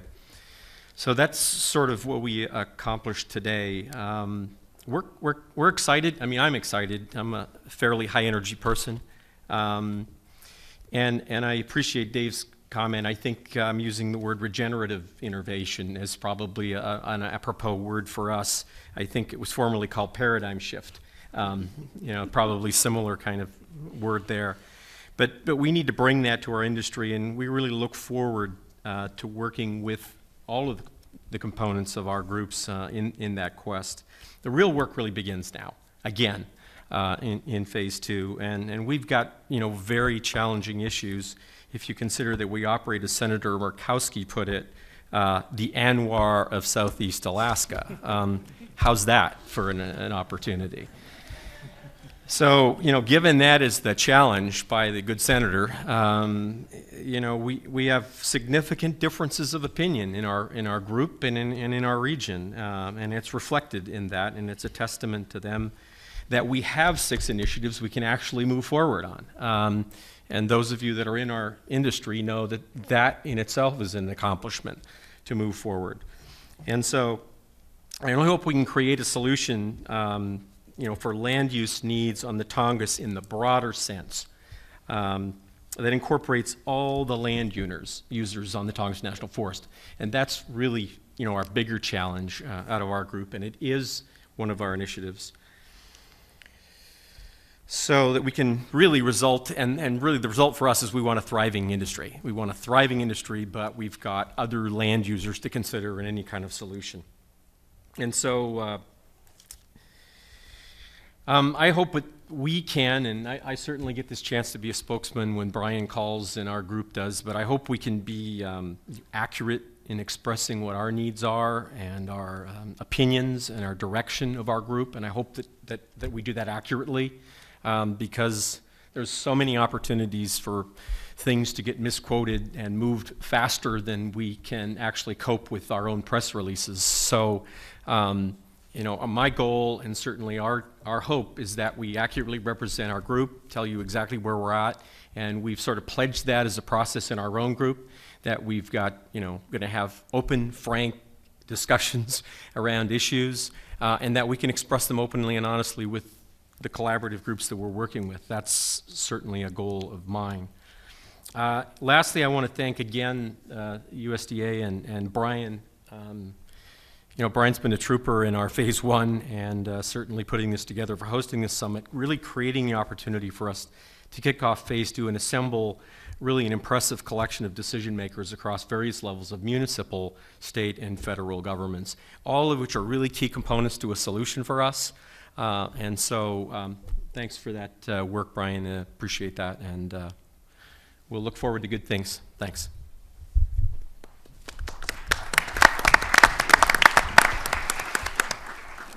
Thank you, Wade. And next we have our Renewable Energy Seed Cluster, Kirk Hardcastle, Brandon Smith. Thank you, Brian, and definitely echo Wade's thanks to everyone who helped put on this program. It's been a wonderful program. I don't see Adrian, but I specifically want to thank her for, where are you? Wow, you really are hiding back there these days. Thank you for helping out our group particularly. You've been quite the rock in making sure that we're doing what we're supposed to be doing, so thank you. Our breakout session was, I think, very valuable. We had a lot of people that we had never seen before in our working groups, and it was very exciting to see. I'm sure most of those folks won't stick around. A lot of them were, I think, there just to observe, but I hope that we'll get some new participants for the working group out of it. The nice thing I think about that is that we were able to tell more people our story of what we're trying to do, and spread our goals to everyone, so that even if they're not participating, I get the feeling that they'll be hearing more from us anyway, and they'll understand more what we're trying to do. We were also able to get a much better understanding of those draft initiatives that we're still working on, trying to flesh out a little bit more. We had some good discussions about those. And so those we weren't able to say, yeah, go forward with any of those, but I think we were able to get some renewed commitment both from the champions as well as from Kirk and myself when making sure that those things do end up seeing the light of day. So I consider that a success in that sense. I know for myself, and I suspect for Kirk as well, I got some really good information from the cross-cutting session that I went to. I went to the education one, Kirk went to the R&D one, and we had people that were in our breakout group that I think went to all of those cross-cutting sessions, and I look forward to debriefing them and beating information out of them, what they learned that would apply to our cluster. So I think those were really valuable, and I hope they were for everyone. As well as the government panel, I think a few of our questions ended up, the answers were, yeah, we got that. So bonus. Hopefully the champions of those initiatives to which those applied, they now have some avenues that there's no longer that question anymore. They know where to go to answer those questions. So our next steps are to continue to have the champions work on the initiatives that they're already working on and push those forward. And Kirk and I will be making sure that we can provide support to do that, as well as renewed commitment to get the draft initiatives green-lighted and moving forward as well. So, Kirk, anything? Okay, thank you. Thanks, everybody.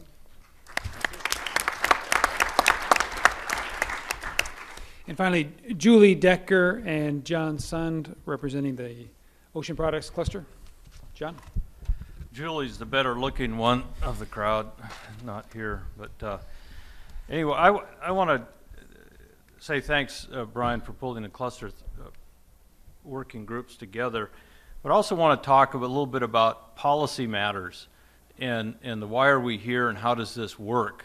And I feel like I've been doing this my whole life and probably have in the public policy side and the private sector side. But the goal is to create viable economic activity in Southeast Alaska, in the Tongass. That's what drives, I think, everybody here at the table and why we're all here.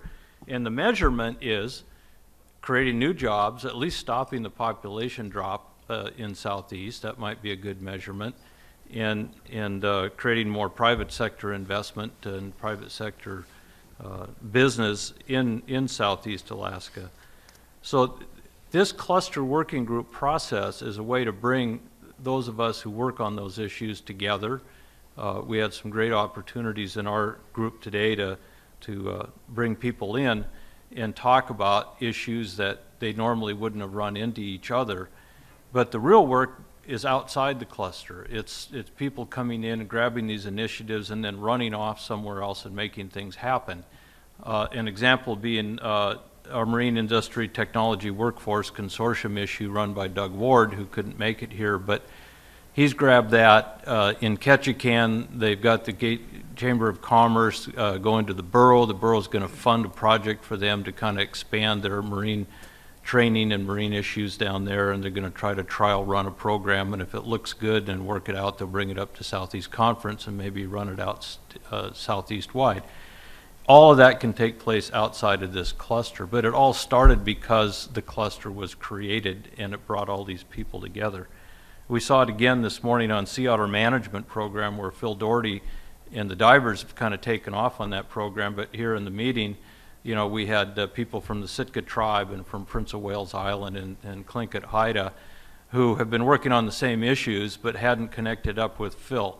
And now they're together and they're going to go off, and they've got a meeting coming up January 4th, I think, here at Fish and Game to try to work on those issues. So the process does work. And because we're playing around on public land and public water, there is really no other answer other than the public process. And the one cross-cutting issue that we heard across all of these groups today was, how do we get permission to enter onto public land? How do we get permission to enter onto public water to do anything? And it's the regulatory environment that we get into. And I listened to Beth talk a little bit about, you know, trying to speed up the process. And I've done work on regulatory issues for almost 40 years now.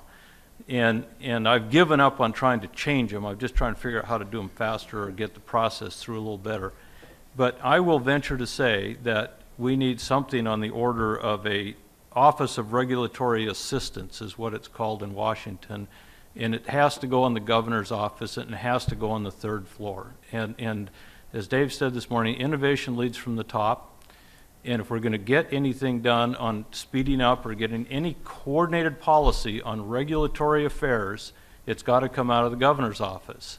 He is the only person who can direct his various commissioners and state agencies to affect a policy that he wants to have happen. And otherwise, every agency is a smokestack, and they all just do what they're doing. And that's what their mission in life is to do. Fish and Game, DNR, DEC, Fish and Wildlife Protection, Revenue, Fish and Game, okay? All of those come down on the head of an individual entrepreneur. And then let's go to the federal side, and we've got U.S. Forest Service, we've got Corps of Engineers, we've got U.S. Fish and Wildlife Service, we've got OSHA, we've got EPA, and all of those come down on the head of the entrepreneur. So now this one guy sitting there, and he's got 9 to 10 silos sticking on his head. The only thing common to all those silos is him.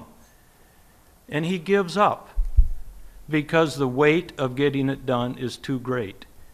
And so we have no mechanisms in place to help that guy get through that burden. We've talked a lot about how to train him to be in business, and how to train him to be a better businessman, and how to train him to be a farmer, and how to train him to do this, but we have no mechanism other than some volunteers around to run around and help him get through this regulatory environment. And I work in the private sector, and that's all I do. You know, really, to get a floating processor to go out of port, to go out and go into the ocean to process fish, takes, I think on the last count, about 72 permits and licenses, not counting every survival suit as a separate entity, which it becomes when you go down to do that. So you can scream about it, but the question is, how do we help them get it done? So I think that's one of the big things. We don't even have it. There's not one initiative that I found that says how to figure that out. So I've got to add that on there. So anyway, that's my speech. I appreciate the opportunity, and we'll keep this thing going. And I would venture to say almost 9 out of 10 of the ocean products initiatives was well vetted in the question and answer period over the last panel here, so I'm not going to go through that too much more. But creating profitable, viable, exciting private sector businesses in Southeast Alaska is the goal.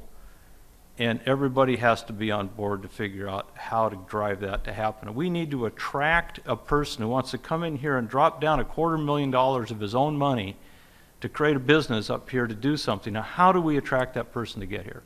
What do we have to do to make him show up? Well, in the mariculture world, we've got to find him some seed to plant. You know, I mean, that's the number one problem we have. We have to build a hatchery to create the seed for him to plant. Who's going to do that? You know, and then we have to give him a little bit of training. We need some research. But I agree with a lot of the statements here. You find the initiative, you find the person, we can find the money and get it in place. But we have to create this environment that we want to have people here. And it's a come home, let's do business, let's open this place for business, and let's help people figure out how to succeed and move through it. So I'm excited. I'll keep doing this. I'm having some fun. Hi, Brian. And I gave you 30 seconds. Absolutely.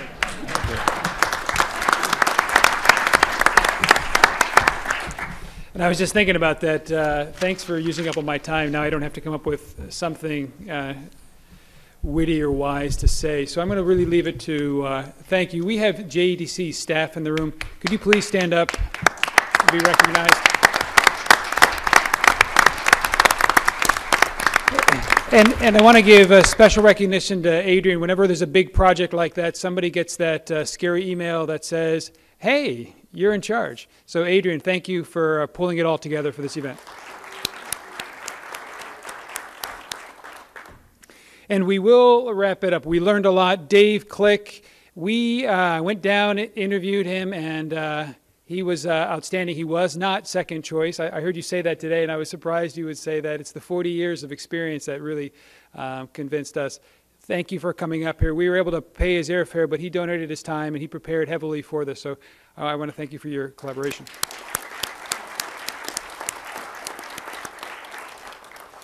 And, you know, you know, Shelley, Gary, Wayne, Eden, Rick, Bob, Dan, you know, I could go on, and because it takes a lot of people. I was very, very humbled when people thank me and recognize that we're trying to facilitate a process. Nothing is more satisfying to me than to hear industry leaders say, we kind of want you to step aside because we kind of need to drive this forward, because that is our role. We want to encourage the discussion, support the process, and see prosperity here in greater prosperity here in Southeast Alaska. So we are committed to the follow-up. That we have notes that we're going to be taking from these meetings, and we will distribute that. We understand that 360 North is going to, if you go home tonight and you want to just get a little more of this, you can go ahead and watch it. They promised they'd show it one more time, and I said, well, how many times? I mean, just one more. They said, well, if it's really good, a few more, but we only promised one more. So we're looking forward to that. And the presentations will be on our website. They have been live streamed all day. All of those will also be available via our website. Thank you all for coming. It's been a real success. We really appreciate your participation. Meeting adjourned.